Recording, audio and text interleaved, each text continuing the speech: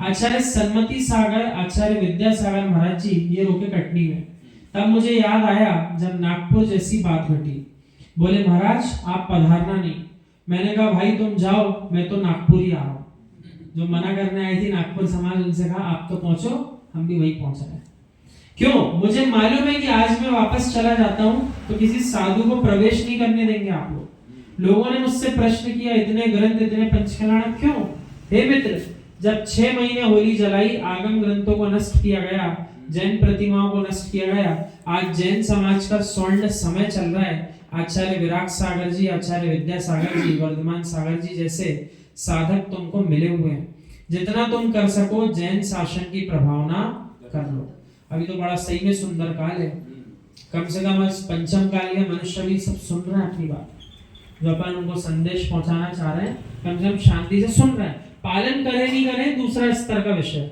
प्राथमिक स्तर क्या कह रहा है कि कम से कम आपकी सत्य बात सुन तो रहे कि सत्य क्या है। तो ये भी अपना भी सुनहरा काल है, इसमें जितनी प्रभावना कर सकते हो आप कर लो। कोई भी जगह भी दृश्य याद आता है, महावीर जयंती के जुलूस सब जगह निकलते हैं। माधव सागर महाराज जी का जब वहां पर हमने प्रवास कराया था कुछ दिनों का, इतना सुंदर आदिनाथ जयंती का जुलूस निकला जितना सुंदर वहां कभी महावीर जयंती पे नहीं निकला। तो क्या है, प्रभावना करना तो अपने ऊपर है। विषय कुछ भी हो सकता है, प्रभावना करना अपना काम है। भैया ने प्रश्न किया इतने पंचकल्याण क्यों? इस बात पर समाज को चिंतन करना चाहिए। हे मित्र, तन में किसी को भी रोग होता है तो समाज, देश, राष्ट्र में सबको चिंता है। नाना प्रकार के विद्यालय भारत में, नाना प्रकार के औषधालय भारत में, इन सब की चिंता पूरे देश को रहती है। हे जैनियों, जैन समाज के लिए कोई चिंता करता है तो मुट्ठी भर जैन है। जब भी तुम्हारी रक्षा होगी तो इतिहास और पुरातत्व से ही होगी। अपनी पहचान जो है किससे है? अपने जैन इतिहास और जैन पुरातत्व से है। अभी कई स्थानों पर आप देखो जहां पर वीतरागी श्रवण पहुंच रहे हैं, सो वहां पर जहां पर आप देखोगे कि प्रतिमाएं अपनी अंकित हैं शिलाओं में, यानी कितने पूर्व काल में कब किसने भगवान को विराजमान किया शिला पर। शिला का अर्थ हम कह रहे हैं बड़े बड़े पर्वतों पर। वहां जब कोई वीतरागी श्रवण पहुंचते हैं तो वहां भगवान के अभिषेक भी करा रहे हैं।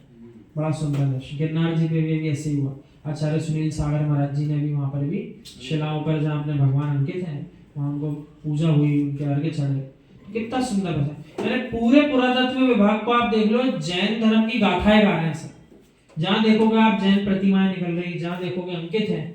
जिन स्थानों को दूसरे मंदिर के रूप में भी लोग पूज रहे हैं, उन स्थानों के मंदिरों में भी आप शिलाओं पे देखो तो जैन प्रतिमाएं अंकित हैं। तो अपने आप में गौरवशाली गाथा है जैन धर्म की गा रही है। भारत में ऐसा कोई म्यूजियम नहीं है जहां अनंत की प्रतिमा ना हो। राष्ट्रीय ग्रंथालय जो होता है, जो ग्रंथ तुम्हारे घर में नहीं हो, वे जैन ग्रंथ राष्ट्रीय संग्रहालय में आपको मिल जाएंगे। ऐसा होता है। और कई जनालय अपने आप में इतने पुण्य क्षेत्र हैं जहां पर कोई ग्रंथ अपन को नहीं मिलता। कुछ जनालय ऐसे होते हैं जहां पर ऐसे ग्रंथ मिल जाएंगे जिनके आपको कभी दर्शन भी नहीं हो पाएंगे। मुझे एक ग्रंथ चाहिए था, वो कहीं उपलब्ध नहीं था। मैं पन्ना में चतुर्मास कर रहा था तो पन्ना जिले के पुस्तकालय में मुझे वो ग्रंथ मिल गया। जो जैन ग्रंथ चाहिए था वो वहां था, श्री भूवलय, जिसके बारे में हमने आपको एक बार बताया भी था।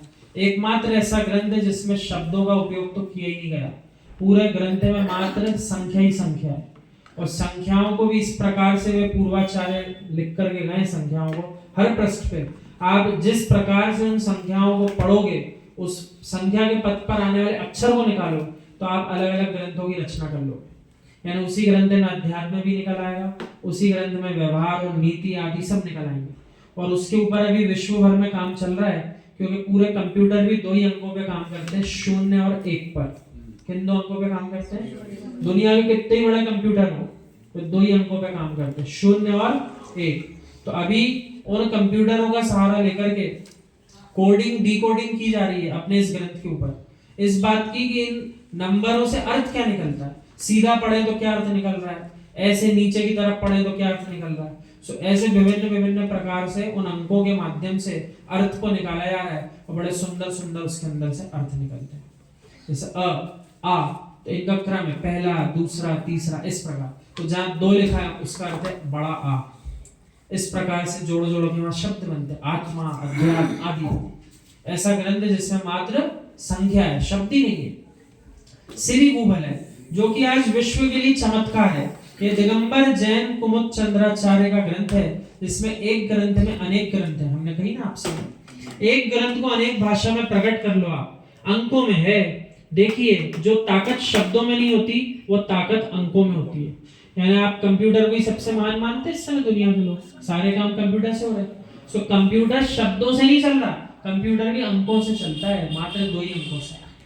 आप देखो विश्व भर में जो कुछ भी है, यानी इसका अर्थ है अंकों की ताकत शब्दों से अधिक होती है। इसलिए जनागम में अध्यात्म विद्या जिसको रुचि हो, उसने जरूर अध्ययन किया होगा शून्य अहम।